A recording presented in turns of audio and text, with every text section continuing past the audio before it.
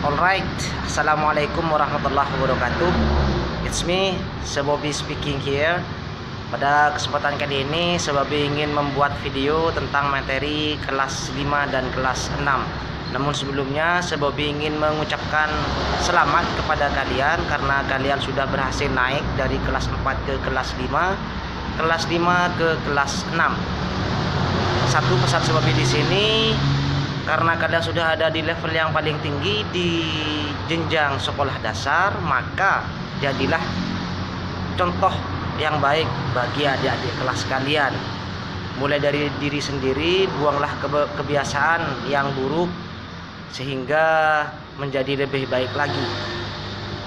Berikutnya Sebobi akan menjelaskan materi yang pertama,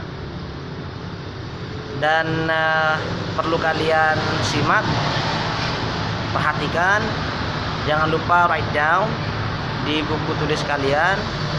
Kemudian insya Allah akan Sebobi jelaskan sedetail mungkin sampai kalian paham. Bagaimana videonya? Marilah kita simak bersama-sama.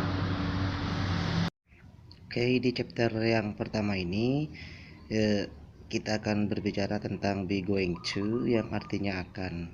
Be going to ini adalah bagian dari simple future yang pernah kita pelajari dulu di kelas 5, yaitu will, memiliki arti akan, sama dengan be going to. Perbedaannya nanti saya jelaskan di pertemuan berikutnya aja. Be di sini adalah to be, yang kita ketahui ada 3, yaitu is, mr, pernah kita pelajari dari kelas 3, 4, dan di kelas 5 juga. Dan kalau ada yang bertanya atau lupa mungkin subjek ada berapa, apa saja, saya jelaskan kembali untuk mereview yang lupa itu ya. Subjek ada I, you, they, we, he, she, dan it. To be nya ada 3, I dengan am, you, they, we pakai are, dan he, she, it kita gunakan is. Jangan sampai terbalik. Kalau kalian menemukan nama orang, Yuni, Yuda, jumlahnya 1, di situ kita pakai is. Kalau jumlah orangnya lebih dari 1, kita pakai are. Kemudian kalau benda jumlahnya 1, kita pakai is, dan kalau lebih dari 1 ada s-nya di situ, kita pakai are.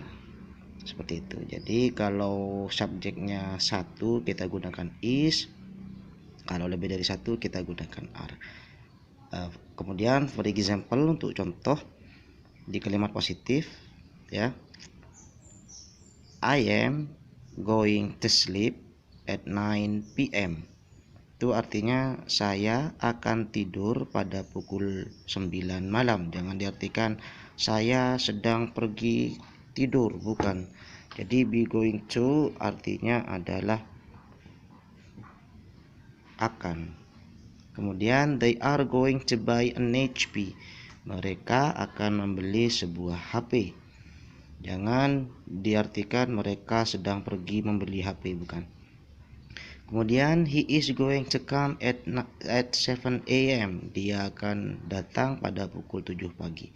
Kalau kita turunkan rumusnya seperti ini pada kalimat positif, I, they, he sebagai subjek, am, are, is itu sebagai be, kemudian going to, sleep, buy, dan come itu sebagai verb one-nya. Sementara sisanya itu adalah komplement atau pelengkapnya. Kalau kita ubah ke kalimat negatif seperti ini, I am not going to win the contest. Itu artinya saya tidak akan memenangkan lomba. They are not going to come. Mereka tidak akan datang. Dan she is not going to cook. Dia tidak akan memasak.